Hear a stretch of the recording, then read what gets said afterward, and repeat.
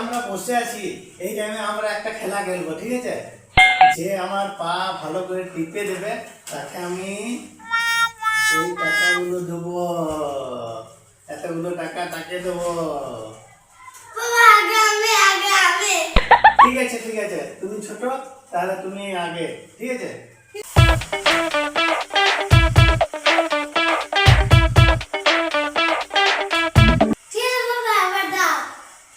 আরে দাঁড়াও, তোমার হয়েছে, এবার মা মা আসবে, মা টিপবে, তারপর ঠিক আছে। এবার তুমি যাও, মা আসবে। এই এসো। A few moments later.